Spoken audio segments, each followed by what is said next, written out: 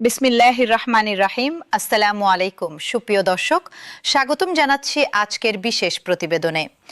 নবম pay scale নিয়ে আজকের সবচেয়ে গুরুত্বপূর্ণ আপডেট। প্রায় 11 বছর ধরে অপেক্ষায় থাকা প্রায় 14 লাখ সরকারি কর্মকর্তা কর্মচারীর জন্য বড় খবর হলো আগামী আগস্ট মাসের প্রথম সপ্তাহেই নতুন পে স্কেলের গেজেট প্রকাশের প্রস্তুতি নিচ্ছে সরকার।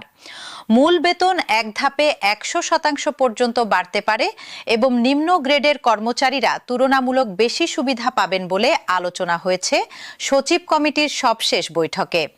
দর্শক, আজকের প্রতিবেদনে আমরা জানাবো নবম পে স্কেলের সবশেষ অগ্রগতি, কবে থেকে কার্যকর হতে পারে, কোন গ্রেডে বেতন কত বাড়তে পারে, বাজেটে কত টাকা বরাদ্দের পরিকল্পনা হচ্ছে এবং কর্মচারীদের কি কি দাবি এখনো ঝুলে আছে।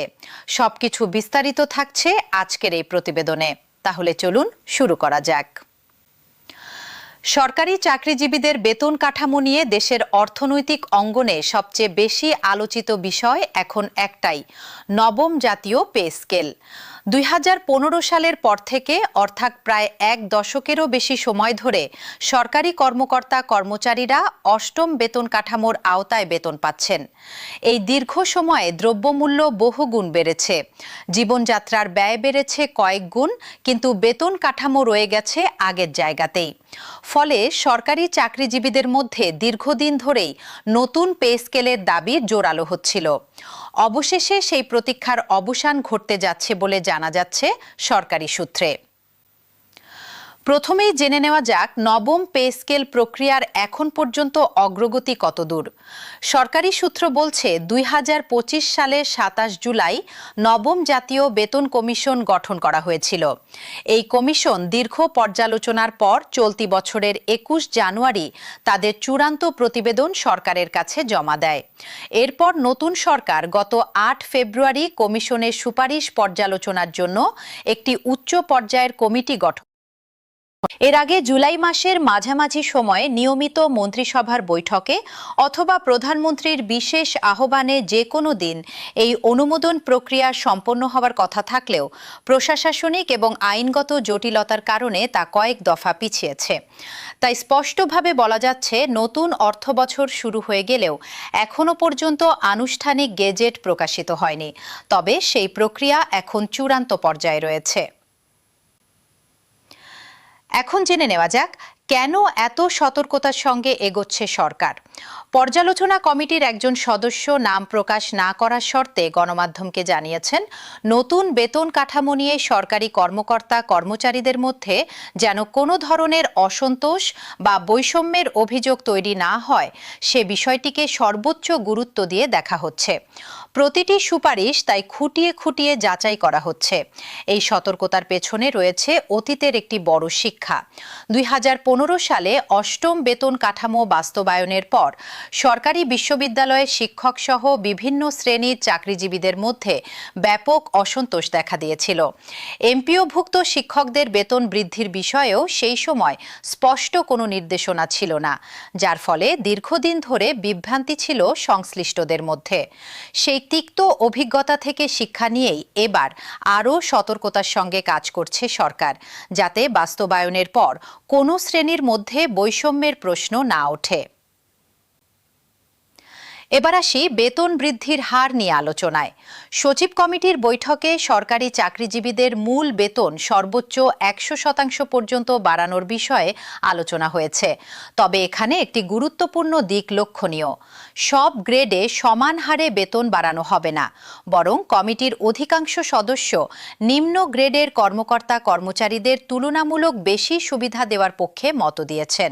অর্থাৎ যারা সবচেয়ে কম বেতন পান তাদের বেতন বৃদ্ধির হার হবে সবচেয়ে বেশি, আর উচ্চ গ্রেডের ক্ষেত্রে বৃদ্ধির হার হবে তুলনামূলক কম।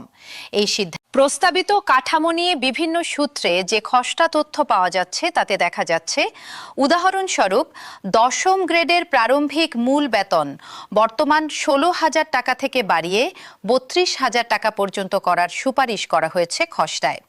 তবে এখানে দর্শকদের প্রতি বিশেষভাবে অনুরোধ থাকবে, এটি এখনো একটি প্রস্তাবিত তালিকা মাত্র, চূড়ান্ত তো নয়। সরকারি প্রজ্ঞাপন বা গেজেট প্রকাশিত হওয়ার আগ পর্যন্ত কোনো সংখ্যাকেই চূড়ান্ত ধরে নেওয়ার সুযোগ নেই। সামাজিক যোগাযোগ মাধ্যমে ইতিমধ্যে নানা ধরনের ভুল তথ্য ছড়াতে দেখা যাচ্ছে। কোথাও বলা হচ্ছে আগামীকালই পে স্কেল চালু হয়ে যাচ্ছে, আবার কোথাও বলা হচ্ছে সব গ্রেডের বেতন 100% বেড়ে গেছে। বাস্তবতা হলো সরকার ধাপে ধাপে অত্যন্ত সতর্কতার সঙ্গে এগোচ্ছে এবং চূড়ান্ত গেজেট প্রকাশ না হওয়া পর্যন্ত এসব তথ্যকে গুজব হিসেবেই বিবেচনা করা উচিত। এবার চোখ রাখা যাক ভাতা পুনর্বিন্যাসের বিষয়টিতে। সচিব কমিটির বৈঠকে বাড়ি ভাড়া ভাতা, চিকিৎসা ভাতা এবং যাতায়াত ভাতা সহ বিভিন্ন ভাতা নতুন করে সাজানোর বিষয়েও বিস্তারিত আলোচনা হয়েছে। তবে মূল বেতন এবং এসব ভাতা একসঙ্গে কার্যকর হবে নাকি ধাপে ধাপে বাস্তবায়ন করা হবে সে বিষয়ে চূড়ান্ত সিদ্ধান্ত নেবে মন্ত্রিসভা। আগেই বলেছি, একটি প্রস্তাব অনুযায়ী মূল বেতন কার্যকর হতে পারে চলতি বছরের 1 জুলাই থেকে, আর ভাতাসমূহ কার্যকর হতে পারে আগামী বছরের অর্থাৎ 2027 সালের 1 জুলাই থেকে। এর অর্থ দাঁড়ায় কর্মচারীরা প্রথমে মূল বেতন বৃদ্ধির সুফল পাবেন, আর ভাতার ক্ষেত্রে তাদের অপেক্ষা করতে হতে পারে আরও কিছুদিন। দর্শক, এবার জেনে নেওয়া যাক এই বিশাল বেতন কাঠামো বাস্তবায়নের আর্থিক দিকটি। 2026-27 অর্থ বছরের বাজেট আলোচনায় নতুন পে স্কেল বাস্তবায়নের জন্য বিশেষ বরাদ্দ নিয়ে ব্যাপক আলোচনা হয়েছে। বিভিন্ন সূত্র বলছে এই খাতে প্রায় 35 থেকে 37 হাজার কোটি টাকা পর্যন্ত বিশেষ বরাদ্দের কথা ভাবা হচ্ছে। তবে দেশের সামগ্রিক অর্থনৈতিক সক্ষমতা এবং রাজস্ব আদায়ের প্রকৃত অবস্থা বিবেচনায় রেখে সরকার একবারে পুরো কাঠামো বাস্তবায়ন না করে ধাপে ধাপে এগোনোর কৌশল নিয়েছে। এখানে একটি বিষয় লক্ষণীয়, বাজেট ঘাটতি এবং মূল্যস্ফীতি নিয়ন্ত্রণের প্রশ্নে আন্তর্জাতিক মুদ্রা তহবিল অর্থাৎ IMF এর সঙ্গে চলমান ঋণ কর্মসূচির শর্তাবলীর প্রেক্ষাপটেও এই বিশাল অঙ্কের বেতন বৃদ্ধি বাস্তবায়ন কতটা সুষ্ঠুভাবে করা যায় সেই হিসাব নিকাশও রাখতে হচ্ছে অর্থ মন্ত্রণালয়কে। ফলে অর্থনীতির স্বার্থে এবং রাজস্ব ভারসাম্য বজায় রাখতেই পুরো প্রক্রিয়াটি এত সতর্কতার সঙ্গে এগোচ্ছে বলে বিশ্লেষকদের অভিমত।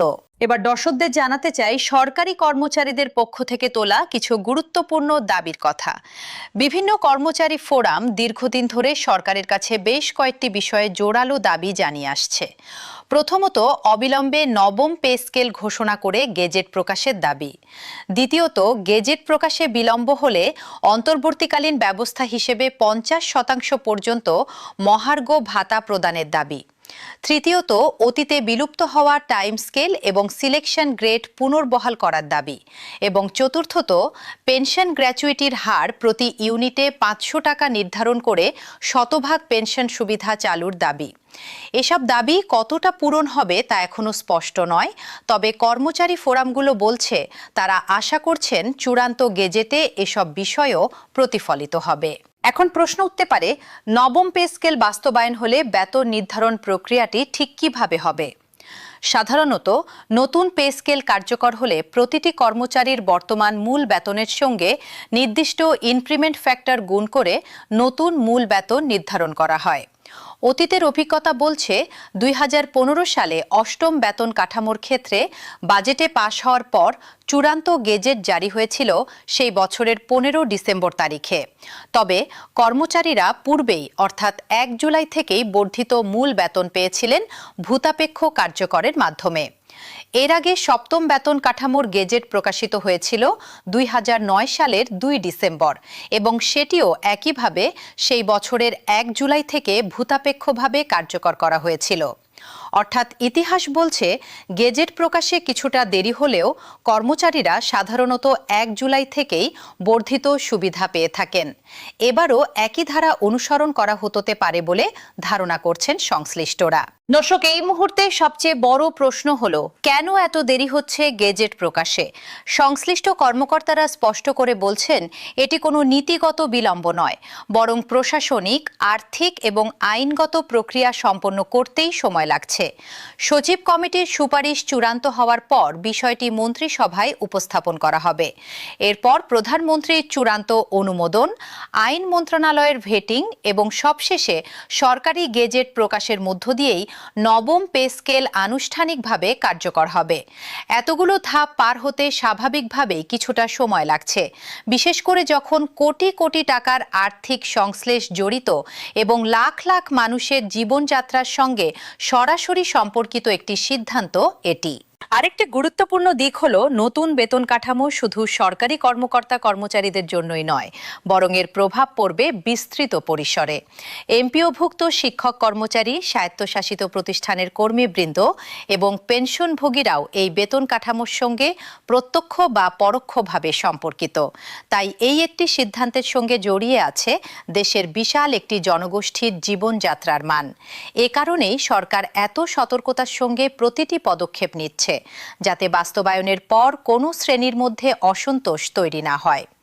এখন পর্যন্ত সার্বিক চিত্র থেকে যা স্পষ্ট, নবম পে স্কেল বাস্তবায়ন প্রক্রিয়া এখন একেবারে চূড়ান্ত পর্যায়ে পৌঁছে গেছে।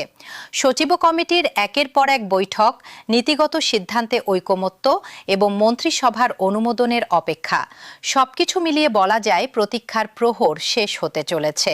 তবে চূড়ান্ত গেজেট প্রকাশ না হওয়া পর্যন্ত কোনো সংখ্যা বা তারিখকেই 100% নিশ্চিত বলে ধরে নেওয়ার সুযোগ নেই।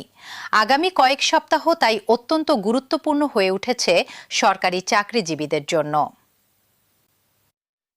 সবশেষে দর্শকদের জন্য সংক্ষেপে আজকের গুরুত্বপূর্ণ তথ্যগুলো আরেকবার তুলে ধরছি। প্রথমত, সচিব কমিটির ষষ্ঠ বৈঠকে মূল বেতন 1 জুলাই 2026 থেকে এবং ভাতা 1 জুলাই 2027 থেকে কার্যকরের বিষয়ে নীতিগত ঐকমত্য হয়েছে। দ্বিতীয়ত, মন্ত্রিসভার অনুমোদন পেলে আগস্ট মাসের প্রথম সপ্তাহেই গেজেট প্রকাশের প্রস্তুতি নিচ্ছে সরকার।